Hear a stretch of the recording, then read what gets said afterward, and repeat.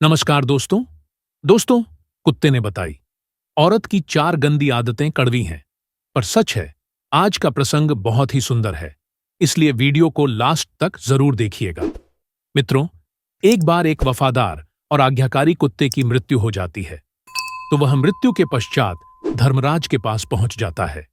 धर्मराज उस कुत्ते से कहते हैं, हे श्वान, तुमने कुत्ते के शरीर में होते हुए भी कभी किसी को नहीं सताया, ना कोई घिनौना हरकत किया, हमेशा अपने मालिक के वफादार और आज्ञाकारी बनकर रहे। इतना तो कोई मनुष्य भी होता, वह भी नहीं करता। खैर, मैं तुम्हारे काम से बहुत प्रसन्न हूं, और जो वफादार होते हैं वह मुझे बहुत ही प्रिय होते हैं। मुझे लगता है तुम्हें धरती पर भेजकर एक अवसर और देना चाहिए। जाओ, इस बार तुम्हें मैं समस्त योनियों में सर्वश्रेष्ठ योनि मनुष्य बनाकर धरती पर भेज रहा हूं। जाओ और जाकर मनुष्य के रूप में पृथ्वी के सुख, ऐश्वर्य और आनंद को भोगो। धर्मराज के इतना कहने पर भी कुत्ते के चेहरे पर बिल्कुल भी खुशी नहीं आई।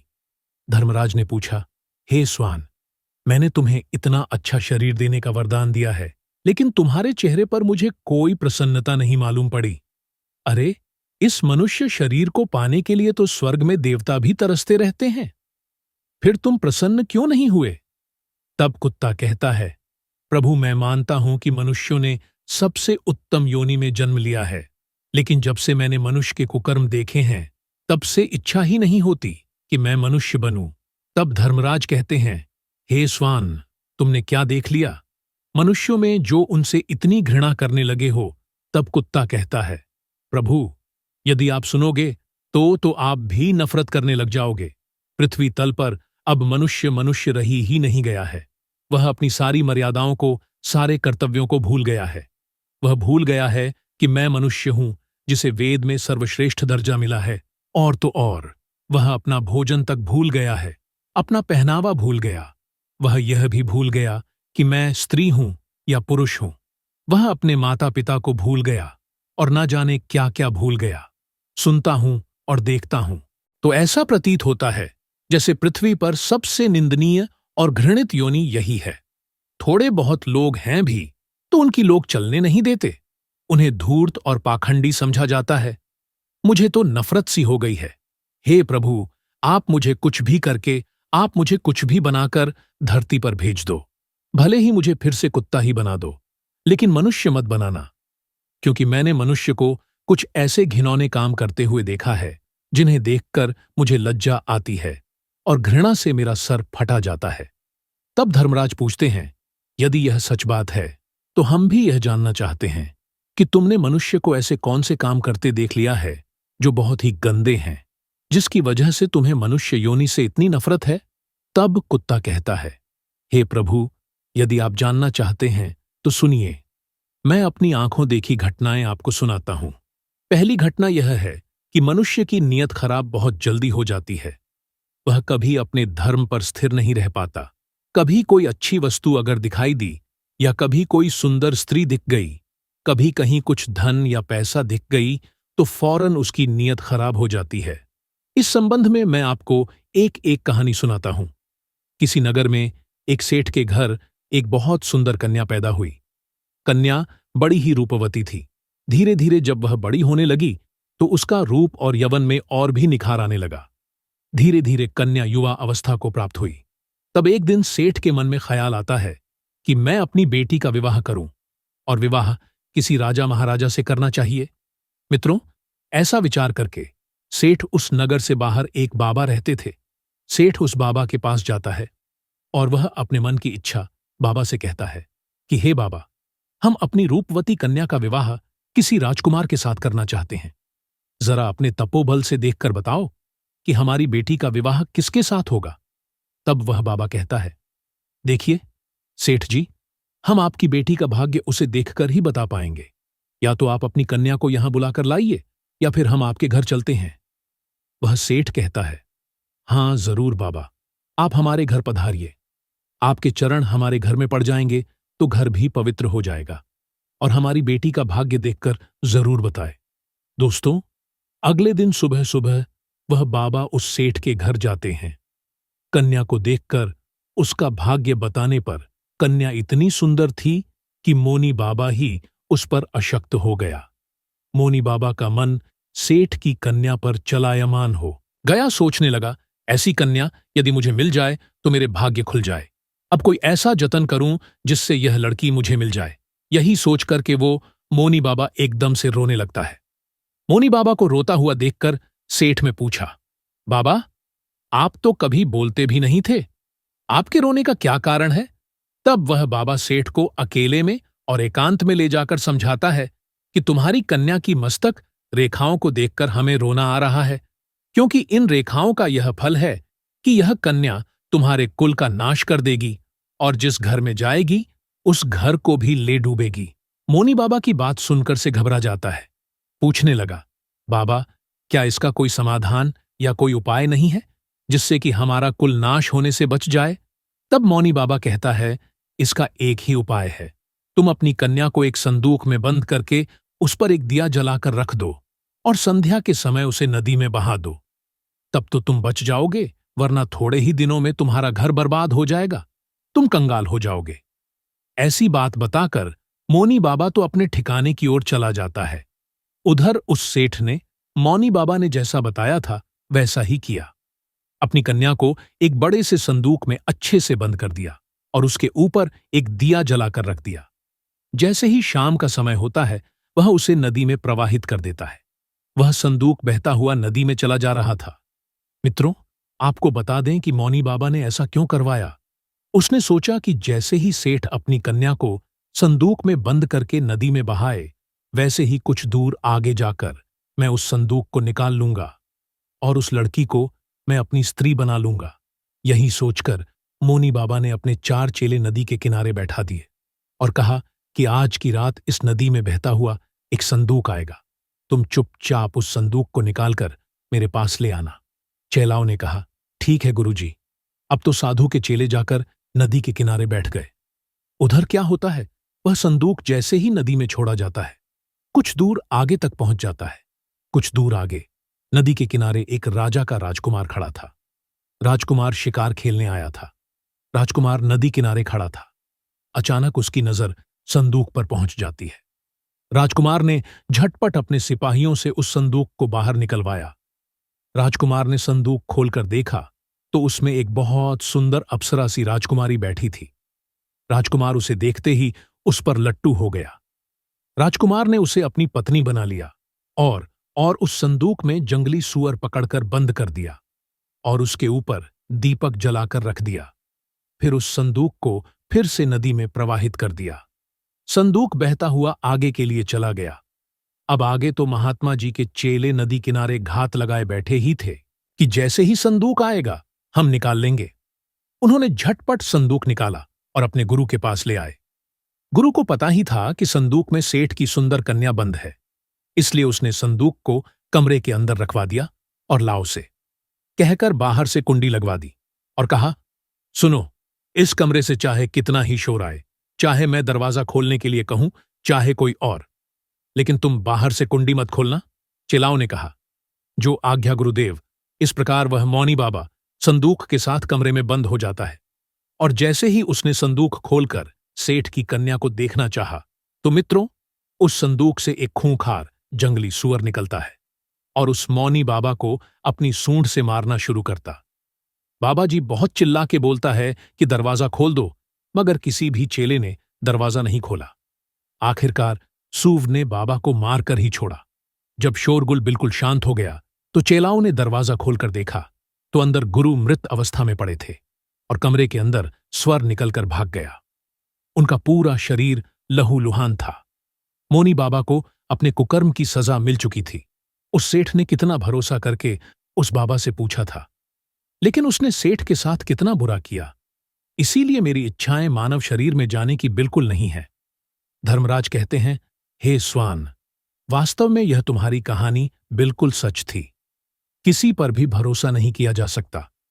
पता नहीं कब किसकी नीयत खराब हो जाएगी। इसीलिए तो कहते हैं कि मनुष्य को छोड़कर बाकी समस्त प्राणी प्राकृतिक नियमों का पालन कर रहे हैं। केवल मनुष्य ही बदलता जा रहा है और इतना बदल गया है कि बदलते बदलते पशु बन गया है। कोई किसी पर विश्वास करने के लायक ही नहीं रहा है। आज का जमाना यह आ गया है कि किसी विश्वासी का भी विश्वास नहीं किया जा सकता। कहता है, हे प्रभु, अब मैं आपको दूसरी घटना सुनाता हूं, ध्यान देकर सुने। एक बार एक पंडित जी काशी में विद्या अध्ययन करने के लिए गए थे। उन्होंने 12 वर्ष तक अध्ययन की। जब उन्होंने सब कुछ पढ़ लिया तो पढ़ने के बाद वे वापस अपने घर लौट आए और अपने पिताजी से कहा, पिताजी, मैं सब कुछ पढ़कर आ गया हूं, अब मुझे सब कुछ याद है। आप मुझसे कोई सा भी प्रश्न पूछ सकते हो, मैं उसका भली भांत ठीक ठीक उत्तर दे दूंगा। पंडित जी के पिताजी जी कहने लगे, ठीक है बेटा, जब तुम सब कुछ पढ़कर आए हो तो तुम मेरे एक छोटे से प्रश्न का उत्तर दे दो। पंडित जी कहने लगे, ठीक है पिताजी, पूछिए। पिता ने पूछा कि मुझे सिर्फ इतना बता दो कि पाप के बाप का क्या नाम होता है। फिर पंडित जी ने सोचा कि पाप का बाप यह तो मैंने कभी पढ़ा ही नहीं है। जो किताबें मैंने पढ़ी उसमें यह विषय तो था ही नहीं। फिर तो पंडित जी रात भर किताबें पलटते रहे, परंतु पाप के बाप का नाम नहीं मिला। पंडित जी के पिताजी कहने लगे, जब तुम्हें पाप के बाप का नाम नहीं मालूम तो तुमने क्या खाक पढ़ाई की है? अभी तक तुम्हें पाप के बाप का ही नाम नहीं पता है। अपने पिता की बात को सुनकर पंडित जी कहने लगे, पिताजी, तुम चिंता मत करो, आंख में एक ब्राह्मण का बेटा हूं, मैं पाप के बाप का नाम ढूंढकर ही वापस लौटूंगा, चाहे 12 वर्ष मुझे फिर से क्यों ना बीत जाए। मित्रों, पिताजी से इतना कहकर पंडित जी पुनः काशी के लिए रवाना हो जाते हैं। फिर कुत्ता कहता है, हे प्रभु, जब पंडित जी घर से काशी के लिए चल दिए तो रास्ते में उन्हें बहुत तेज प्यास लगती है। एक घर में उन्हें एक घर दिखाई देता है, तो पंडित जी उस घर में जाते हैं और वहां जाकर कहते हैं, मुझे बहुत जोर की प्यास लगी है, अगर घर के अंदर कोई हो तो मुझे पानी पिला दो। हाँ मित्रों, घर के अंदर से एक स्त्री निकलती है और पंडित जी को पानी पिलाती है। पंडित जी पानी पीते हैं और पानी पीने के बाद पंडित जी उस स्त्री से पूछते हैं, यह किसका घर है? वह स्त्री कहती है, पंडित जी, आपको यह बात पानी पीने से पहले ही पूछनी थी कि यह किसका घर है। अब आपने पानी तो पी लिया, अब आप पूछ रहे हैं यह किसका घर है? तो सुन लो, यह घर एक वैश्या का है। मैं एक वैश्या हूं। पंडित जी ने जैसे ही वैश्या का नाम सुना तो उन्होंने एकदम से अपने कान पकड़ लिए और कहने लगे, राम राम, यह क्या हो गया? मुझसे तो भारी अपराध हो गया, मैंने एक वेश्या के घर का पानी पी लिया। पंडित जी मन ही मन सोचते हैं, पाप का बाप तो मिला नहीं, एक पाप और हो गया। तभी वह वेश्या कहती है, पंडित जी, आप आगे कहां जा रहे हो? पंडित जी ने वेश्या को सारी बात बताई और कहा कि मैं पाप के बाप का नाम ढूंढने जा रहा, मुझे काशी में मिलेगा, इसीलिए मैं दोबारा काशी में पढ़ने जा रहा हूं। पंडित जी की बात को सुनकर वेश्या ने सोचा कि 12 वर्ष काशी में पढ़कर आए हैं तो भी नहीं मालूम कि पाप के बाप का नाम क्या है, और अब फिर से काशी पढ़ने जा रही है। मगर यह जरूरी भी नहीं कि पंडित जी जब काशी में पहुंच जाए तो उन्हें पाप के बाप का नाम वहां मालूम पड़ जाए। जब यह मेरे पास आए हैं तो क्यों ना मैं ही इन्हें बता दूं कि पाप के बाप का नाम क्या होता है। ऐसा सोचकर वह वैश्या पंडित जी से कहती है, पंडित जी, आपको पाप के बाप का नाम मालूम करना है तो काशी जाने की जरूरत नहीं है, पाप के बाप का नाम तो मैं ही आपको बता सकती हूं। तब पंडित जी कहने लगे, यदि तुम मुझे यह नाम बता दो तो फिर मुझे इतनी दूर क्यों जाना पड़ेगा? वैश्या कहती है, ठीक है पंडित जी, मैं आपको पाप के बाप का नाम बताऊंगी। वैश्या पंडित जी से कहती है, आप बहुत थक चुके हैं, आपका काफी दूर से चलकर आए हैं, इसलिए आप थोड़ी देर आराम कर लो, तब तक मैं आपके लिए भोजन बना देती हूं।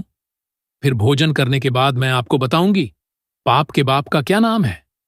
उधर कुत्ता धर्मराज से कहता है, प्रभु, जब वैश्या ने कहा, पंडित जी, आप भोजन कर लें, उसके बाद मैं आपको पाप के बाप का नाम बताऊंगी, तो पंडित जी कहने लगे कि मैं तेरे घर पर भोजन कैसे कर सकता हूं? तू एक दूषित स्त्री है, मैं तेरे यहां भोजन कदापि नहीं करूंगा। पानी पी लिया, उसका भी प्रायश्चित कर रहा हूं। पंडित जी की बात को सुनकर वैश्या कहने लगी, कोई बात नहीं पंडित जी, मैं आपको दाल, आटा, घी, शक्कर सब दे देती हूं, आप स्वयं बनाकर भोजन कर लो। पंडित जी कहने लगे, तू तो एक वैश्या है, मुझे तेरे घर का तो सीधा भी नहीं लेना चाहिए। पंडित जी की बात सुनकर वैश्या कहने लगी, पंडित जी, अगर आप मेरे हाथों से सीधा ले लेंगे तो मैं आपको 5 सोने की मोहरें भी दे दूंगी। साथ में मोहरों का नाम सुनकर पंडित जी सोचने लगे कि पाप के बाप का नाम तो पता नहीं कहाँ मिलेगा।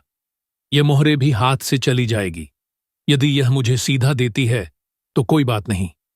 यहां पर मुझे कौन देख रहा है, मैं इसे सीधा ले ले रहा हूं और वैसे भी अपने हाथों से भोजन बनाऊंगा और फिर खा लूंगा। आगे कुत्ता कहता है, हे प्रभु, पंडित जी को इतनी देर से तो आटा लेने में तकलीफ हो रही थी, मगर 5 सोने की मोहरों के लोभ में आकर पंडित जी की सारी परेशानी खत्म हो गई और उन्होंने वैश्या के हाथ से वह सीधा ले लिया। वहीं पंडित जी दाल, आटा, घी, शक्कर लेने के बाद अपने हाथों से भोजन बनाने लगे। फिर कुत्ता कहता है, हे प्रभु, जिस समय पंडित जी भोजन बना रहे थे तो वैश्या फिर से आती है और पंडित जी से कहती हैं, पंडित जी, आपने मेरे घर का पानी भी पिया है, मेरे हाथों से आटा भी लिया है, तो क्या अब मैं आपके लिए क्या भोजन बना सकती हूं? पंडित जी कहने लगे, अरे ओ वैश्या, ज्यादा मत बोल तू। मैंने तेरे घर का सीधा सामान ले लिया, यही बहुत है। तू एक वैश्या है, तेरे हाथ का बना भोजन मैं कदापि नहीं कर सकता। फिर वैश्या कहने लगी, पंडित जी, आप फिक्र मत करो। यदि आप मेरे हाथ का भोजन खा लोगे तो मैं आपको उसके बदले में 5 सोने की मोहरें और भी दे दूंगी। पंडित जी सोचने लगे, यदि मुझे खाना खाने के बदले में 5 सोने की मोहरें मिल जाएगी तो मेरे पास 10 सोने की मोहरें हो जाएंगे। पंडित जी कहने लगे, कोई बात नहीं है, मैं खाना खा लेता हूं, यहां पर मुझे कौन देखने वाला है। फिर पंडित जी वैश्या से कहते हैं, मैं तुम्हारे हाथ का खाना खा लेता हूं, लेकिन तुम स्नान करने के बाद ही भोजन बनाना। तो वैश्या कहने लगी, ठीक है पंडित जी, मैं स्नान करने के बाद ही भोजन बनाऊंगी। 5 सोने की मोहरें देने के बाद वैश्या ने पंडित जी के लिए भोजन बनाया और पंडित जी ने कहा, अब बस तुम चली जाओ, मैं अपने आप भोजन कर लूंगा। तभी वैश्या कहने लगी, पंडित जी, मैंने आपके लिए भोजन बनाया है, तो आप सिर्फ 5 निवाले मेरे हाथ से खा भी लेंगे तो क्या हो जाएगा।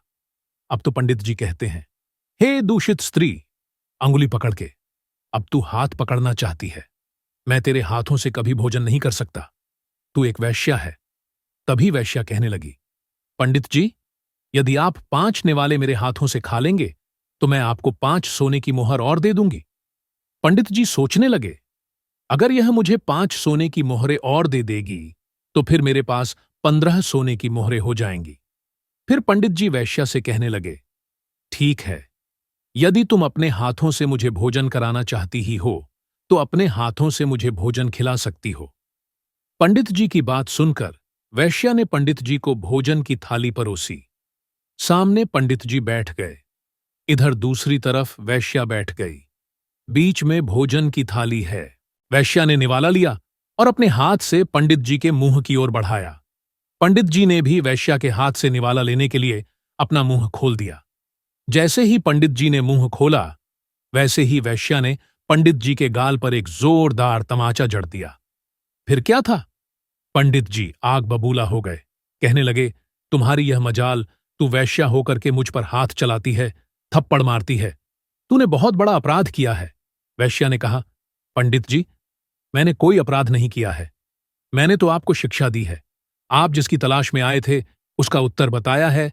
अपराध तो आपने किया है, आप मेरे घर का पानी पीते हैं, आप मेरे घर का सामान लेते हैं, आप मेरे घर से बनाया भोजन करते हैं, आप मेरे हाथों से भोजन करते हैं। जब आप वैश्या के यहां पर कोई काम नहीं कर सकते तो फिर यह सब आपने क्यों किया। पंडित जी कहने लगे, तेरे भाव और प्रेम के कारण। तो वैश्या कहने लगी, प्रेम के कारण नहीं, यूं कहिए कि लोभ के कारण आपको 15 सोने की मोहर दिखाई दे रही थी, इसलिए आप मेरे घर का खाना खाने को तैयार हो गए, मेरे हाथ से भी खाने को तैयार हो गए। यही तो पाप का बाप है। लोभ लोभ दिखता गया और आप वह सब करते गए जिसे करना आप पाप समझते थे। वैश्या की बात को सुनकर पंडित जी की आंखें खुल गईं। वह अब सब कुछ समझ गए और पंडित जी वैश्या के चरणों में गिरकर बोले, आप कोई वैश्या नहीं, आप मेरी गुरु निकली, क्योंकि 12 वर्ष तक काशी में पढ़ने के बाद भी मैं आज तक नहीं जान सका कि पाप का बाप कौन है, और आपने मुझे 1 मिनट में बता दिया कि पाप का बाप कौन है। अब मैं समझ गया हूं कि पाप का बाप लोभ होता है। और मनुष्य को कभी लोभ नहीं करना चाहिए। लोभ में आकर मनुष्य वह सब करता है जो निषेध है, शास्त्र विरुद्ध है, धर्म विरुद्ध है, इसलिए वह पाप है और लोभ उसका जन्मदाता है। लोभ ही पाप का बाप है। आगे कुत्ता कहता है, हे प्रभु, इसीलिए मुझे मनुष्य जाति से घृणा है, क्योंकि मनुष्य लोभ में आकर कितना भी बड़ा नीच से नीच काम कर सकता है। मैं आपको आगे बताता हूं कि मनुष्य भरोसे के काबिल भी नहीं होता है। वह अपने स्वार्थ के लिए अपने का ही खून कर देता है। धर्मराज पूछते हैं, वह कैसे? तो कुत्ता कहता है, हे प्रभु, मैं आपको एक कहानी और सुनाता हूं। एक बार की बात है, एक शहर में एक बहुत ही धनवान रहता था। उसके पास मेरे जैसा एक वफादार पालतू कुत्ता था। अचानक वह धनी व्यापारी बहुत ही गरीब हो गया और उसे अपने कुत्ते को छोड़ना पड़ गया। उसने अपने एक साथी व्यापारी से अपने कुत्ते को गिरवी रखकर 5,000 का कर्जा ले लिया और उसने एक नया व्यापार शुरू किया। उसने अपने साथी व्यापारी से कहा कि जब तक मैं आपके 50,000 कर्ज ना चुका दूं, तब तक मेरा यह वफादार कुत्ता आपके पास गिरवी रहेगा, और जिस दिन मैं आपके 50,000 चुका दूंगा, मैं अपने कुत्ते को ले जाऊंगा। ऐसा कहकर अब वह व्यापारी वहां से चला जाता है। कुछ समय के बाद उस व्यापारी की दुकान में चोरी हो जाती है और चोर उसका सारा सामान चुरा कर ले गए। मुश्किल से थोड़ा सा सामान ही दुकान में बचा था। वफादार कुत्ते को पता चला कि चोर चोरी कर रहे हैं, तो वह कुत्ता चोरों का पीछा करता हुआ उनके पीछे चला गया और उसने वह स्थान देख ली जहां चोरों ने उस धन को छुपाया था। वह स्थान देखने के बाद में वह वफादार कुत्ता दुकान पर वापस आ जाता है। सुबह जब व्यापारी सोकर उठा और अपनी दुकान खाली देखी, तो वह एकदम से रो पड़ा। साथ में उसके घर वाले भी रोने लगे। मोहल्ला पड़ोस के लोग भी इकट्ठे हो गए। व्यापारी तो बिल्कुल पागल सा हो गया था, क्योंकि उसकी दुकान का सारा सामान चोरी हो चुका था। लेकिन उधर वह कुत्ता बार बार मालिक की कमीज और पैजामा खींचता हुआ घर के दरवाजे की तरफ भाग रहा था, जैसे कि वह उसको घर से बाहर ले जाना चाहता हो। आखिर उसके एक दोस्त ने उसको सलाह दी कि लगता है यह कुत्ता चुराई हुई चीज के बारे में कुछ जानता है और वह बताना चाहता है, इसीलिए आपको बार बार पकड़कर खींच रहा है। हमें कुत्ते के पीछे चलना चाहिए। ऐसा सोचकर व्यापारी उस कुत्ते के पीछे पीछे चला जाता है। कुत्ता उस व्यापारी को उसी जगह पर ले जाता है जहां पर चोरों ने उसका धन छुपाया था। उस जगह जाने पर कुत्ते ने जमीन खोदने शुरू की और भौंकना शुरू किया, यह बताने की कोशिश की कि सामान यहां नीचे छुपा हुआ है। व्यापारी और उसके मित्रों ने, गांव वालों ने मिलकर जमीन खोदी तो देखा कि उसका सारा सामान जमीन से निकल आया। उसमें कोई चीज खोई हुई नहीं थी। सब सामान वैसा की वैसा ही मिल गया। व्यापारी अपना सब सामान पाकर बहुत खुश होता है और घर आकर उसने कुत्ते के कान में कुछ लिख करके एक कागज लपेट दिया और उसको उसके पुराने मालिक के पास भेज दिया। उसने उस कागज में लिखा था कि उसका कुत्ता बहुत वफादार है और कुत्ते की वफादारी की वजह से जो 5,000 का कर्जा तुमने लिया था, मैं उसको माफ करता हूं, क्योंकि तुम्हारे कुत्ते की वफादारी की वजह से मेरी दुकान का सामान चोरी हुआ वापस मिल गया है। इसलिए मैं आज तुम्हारे कुत्ते को अपने यहां से आजाद करता हूं और इनाम के तौर पर 5,000 और भेजता हूं। कुत्ता भी बहुत खुश हुआ कि आज मैं अपने मालिक से मिलूंगा। जब मालिक मेरी वफादारी की चर्चा सुनेंगे तो एकदम से खुशी से झूम उठेंगे। व्यापारी ने जब अपने कुत्ते को वापस आते हुए देखा तो उसने सोचा, लगता है मेरा दोस्त अपना पैसा वापस मांग रहा है, इसलिए उसने मेरे कुत्ते को मेरे पास भेजा है। मेरे पास अभी भी पैसे नहीं है, मैं इसे कहां से दूंगा? अभी तो मैं अपने नुकसान की भरपाई भी नहीं कर पाया हूं। इसलिए मैं ऐसा करता हूं कि मेरे घर का पता केवल इस कुत्ते को ही पता है। यदि मैं इस कुत्ते को ही मार दूंगा तो फिर व्यापारी मेरे घर तक कभी नहीं पहुंच पाएगा। ऐसा सोचकर वह व्यापारी ने वफादार कुत्ते की तरफ तलवार लेकर दौड़ता है और कुत्ते के सिर को काट देता है। वह कुत्ता वहीं मर जाता है।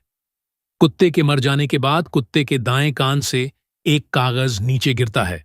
उस कागज को पढ़कर उस व्यापारी को बहुत दुख होता है। कुत्ता कहता है, हे प्रभु, इसीलिए मनुष्य जाति से घृणा करता हूं। मैं मनुष्य अपने स्वार्थ के लिए कितना नीचे गिर जाता है। अपने हित अपने वफादार को भी मतलब के लिए मार देता है। कुत्ता फिर आगे कहता है, हे प्रभु, मैंने जो भी घटनाएं देखी हैं, मैंने उनको संक्षेप में आपको बताया है कि मनुष्य कितना विश्वासघाती, कितना लालची होता है, कितना स्वार्थी होता है, कितना चरित्रहीन होता है, जो अपनी स्त्री के होते हुए भी पराई स्त्री के चक्कर में फंसा रहता है, अतिथि का अनादर करने वाला होता है, स्त्रियों का अपमान करने वाला होता है, निर्दोष को दोष लगाने वाला होता है। अतः मैं कह सकता हूं कि मनुष्य वह सारे नीच काम करता है जो नरक का द्वार खोलते हैं। तब धर्मराज कहते हैं, हे स्वान, तुम ठीक कहते हो, पर सभी मनुष्य एक जैसे नहीं होते, कुछ अच्छे भी लोग होते हैं। मैं अब तुम्हें एक छोटी सी कहानी सुनाता हूं कि इस संसार में अच्छे भी लोग होते हैं। तब धर्मराज कुत्ते को एक कहानी सुनाते हैं कि एक बार एक बहुत ही बलवान और उदार राजा हुआ करता था, जो अपना बहुत सा सोना अपने राज्य के गरीबों को दान करता था। वह राजा सुबह जल्दी उठकर अपने महल के बाहर खड़े गरीबों को सोना बांटता था, ताकि वे खाना और कपड़ा खरीद सके। एक रात एक किसान राजा के महल के पास आया और दीवार से चिपक कर छुप कर बैठ गया। उस किसान ने सोचा कि वह पूरी रात महल के दरवाजे के पास रहेगा और फिर सुबह राजा से सोना पाने के लिए लाइन में लग जाएगा, क्योंकि किसान ने सोचा अगर वह सबसे पहले लाइन में आगे लगेगा तो राजा उसे सबसे ज्यादा सोना देंगे, फिर उसकी गरीबी मिट जाएगी। लेकिन जब राजा के महल के बाहर एक चौकीदार ने उस किसान को रात में महल के दरवाजे के पास छुपा देखा, तो चौकीदार ने सोचा कि यह कोई चोर है जो राजा के महल में रात को चोरी करने आया है, और ऐसा सोचकर उस चौकीदार ने उस किसान को पकड़ लिया और उसे महल के नीचे कैद खाने में बंद कर दिया। अगला दिन होता है। पिछली रात का किस्सा सुनकर उस राजा ने जाकर कारागार में उस बंद किसान से बात की। राजा ने उस अंधेरे कारागार में प्रवेश किया और फिर उन्होंने उस किसान से पूछा, तुम मेरे महल में चोरी करने क्यों आए थे, जबकि तुम्हें अपने आप को भोजन और कपड़े दिलवाने के लिए सिर्फ मुझसे सोना मांगना था? क्या तुम्हें यह पता नहीं कि मैं तुम्हें यह सब खुशी से दान कर देता? राजा की बात को सुनकर वह गरीब किसान कहता है, मैं कोई चोर नहीं हूं, मैं सिर्फ एक किसान हूं जो बुरे समय से गुजर रहा हूं और मुझे मदद की जरूरत है। मैं एक जमाने में अच्छा किसान था और अच्छा व्यापारी था जो बहुत दान पुण्य करता था, लेकिन फिर अकाल पड़ गया, चोरों ने मेरे मवेशियों को चुरा लिया। किसान आगे कहता है, महाराज, मैं आपके महल में चोरी करने नहीं आया था। मैं रात में इसलिए आया था कि किसी तरह सुबह सबसे पहले मैं लाइन में लग जाऊंगा, और जब आप सोना बांटेंगे तो सबसे पहले मुझे मिल जाएगा। महाराज, मैं जो भी कह रहा हूं सच कह रहा हूं। किसान की बातें राजा के दिल को भा गई। राजा ने अपने सिपाहियों को उस किसान को मुक्त करने का आदेश दिया। फिर उसने उस किसान को 10 सोने के सिक्के दिए, जिससे वह अपनी जिंदगी अच्छे से बिता सके। किसान ने राजा को धन्यवाद किया और अपना सोना लेकर महल से निकल गया। लेकिन अगले दिन किसान अपने 10 सोने के सिक्कों से संतुष्ट नहीं था और हर रात को दरवाजे के पास आकर वह सुबह होने का इंतजार करता था। हर सुबह राजा आता था और उसे 10 सोने के सिक्के प्रदान करता था। इस प्रकार 10 सोने के सिक्के वह कई दिनों तक प्राप्त करता रहा। आखिरकार राजा ने किसान से एक दिन पूछ लिया, जब मैं तुम्हें इतना सोना दे दिया तो तुम रोजाना मेरे महल में क्यों आ जाते हो? क्योंकि मैं समझता हूं मैं तुम्हें इतना सोना दे चुका हूं कि अब तुम गरीब या भूखे नहीं हो। किसान कहता है, महाराज, मैं आपके जैसा बनना चाहता हूं। राजा कहने लगा, यदि तुम मेरे जैसा बन जाओगे तो क्या तुम इस राज्य के गरीबों की मदद कर पाओगे? तो किसान ने कहा, हां महाराज, यदि मैं आपके जैसा बन जाऊंगा तो मैं राज्य से गरीबी और निर्धनता मिटा दूंगा। उस किसान की बातों से प्रभावित होकर राजा ने अपना आधा राज्य उस किसान को दे दिया और उसे आधा धन भी दे दिया। राजा ने कहा, लेकिन तुम्हें वादा करना होगा कि तुम हमेशा उन लोगों की मदद करोगे जिन्हें तुम्हारी मदद की जरूरत होगी। फिर किसान ने राजा की बात मान ली और राजा ने अपना धन, अपना आधा राज्य उसे दे दिया। धर्मराज कहते हैं, इस प्रकार कई साल गुजर गए और वह किसान बहुत धनवान बन गया। उसने राजा के द्वारा प्राप्त धन से बहुत सारा धन एकत्रित कर लिया और फिर उस राजा से भी ज्यादा उस राज्य के गरीबों में धन बांटने लगा। मित्रों, राजा किसान के बारे में ऐसा सुनकर बहुत खुश होता है कि वह गरीबों की मदद करता है। उसे पता था कि दूसरों को देने में ही दुनिया का सबसे बड़ा सुख है। और किसान ने भी यही सबक अच्छी तरह सीखा था कि वह भी अपना धन, अपनी खुशियां दूसरों के साथ बांटे। और फिर किसान और राजा दोनों ने मिलकर अपने राज्य से पूरी तरह से गरीबी का अंत कर दिया। प्रजा सुखपूर्वक जीने लगी। धर्मराज बोले, हे स्वान, दुनिया में अच्छे लोग भी रहते हैं, सब एक जैसे नहीं होते। तुमने बुरे लोगों को देखकर अच्छे लोगों को उन्हीं में क्यों शामिल कर दिया? जो जैसा कर्म करता है उसे वैसा फल भी मिलता है। फिर कुत्ता कहता है, ठीक है भगवान, मैं आपको एक और कहानी सुनाता हूं। ध्यानपूर्वक सुनिए कि दुनिया में लोग कितने गिरे हुए हैं, कितनी घटिया सोच वाले हैं। राजा बनकर भी लोग संतुष्ट नहीं हैं। किसी नगर का एक राजा एक दिन शिकार खेलने जंगल में जाता है। शाम को जब घर की तरफ लौट रहा था तो उसे बहुत तेज प्यास लग रही थी। पास में ही एक किसान अपने खेत पर काम कर रहा था। राजा ने किसान से कहा, मुझे पानी पिला दो। किसान के पास पानी तो नहीं था, पर उसके खेत में तरबूज की फसल खड़ी थी। उसने एक बड़े से तरबूज को काटकर राजा को दिया। उस तरबूज में इतना रस निकाला कि वह तरबूज के रस को पीकर राजा की प्यास बुझ गई। राजा ने किसान से पूछा कि तुम राजा को कितना कर देते हो? किसान ने उत्तर दिया कि 1 टका बीघा। यह सुनकर राजा सोचने लगा कि किसान की पैदावारी तो बहुत है और यह 1 टका वही कर देता है। इस पर कर की दर और बढ़ानी चाहिए। राजा ने मंत्री से कहकर किसानों पर कर की दर बढ़ाने का आदेश दे दिया। एक दिन राजा शिकार से फिर लौट रहा था और किसान के खेत के पास से गुजर रहा था। राजा को प्यास लगी तो उसने उसी किसान से पानी मांगा। तब किसान ने एक बड़े से तरबूज को काटकर राजा के सामने आगे रख दिया।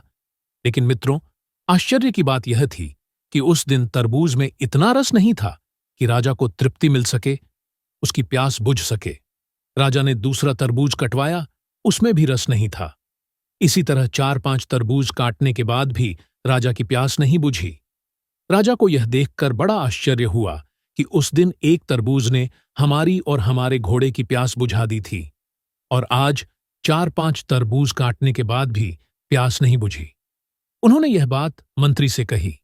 मंत्री ने कहा, महाराज, तरबूज का रस इसलिए सूख गया क्योंकि आपने तरबूज का रस देखकर किसानों पर कर की दर बढ़ा दी थी। इसका मतलब है कि आपकी नीयत खराब हो गई है। यदि आप किसी के बारे में गलत सोचेंगे तो निश्चित रूप से दूसरा व्यक्ति भी आपके बारे में अच्छा नहीं सोचेगा। राजा के मन में अपराध बोध आते ही धरती ने अपना रस छिपा लिया। इसलिए ईमानदारी से खाना चाहिए और ईमानदारी से जीना चाहिए। बुरी सोच दूसरे व्यक्ति को भी बुरा बनने पर मजबूर कर देती है। प्रकृति का यही नियम है। कुत्ता कहता है, इसलिए प्रभु, मैं इंसान नहीं बनना चाहता, मुझे कुछ और बना दीजिए। तो कुत्ते की बात सुनकर धर्मराज बहुत खुश होते हैं और उसे वरदान देते हैं कि जाओ, हम तुम्हें दिव्य रूप दे रहे हैं। देवता बनकर तुम स्वर्ग के सभी सुख भोग सकते हो। इस तरह देवता बनकर वह कुत्ता स्वर्ग में चला जाता है। दोस्तों, आपको कहानी कैसी लगी? कमेंट में अपनी राय दें। मिलते हैं अगले वीडियो में किसी और विषय के साथ। आप सभी का बहुत बहुत धन्यवाद।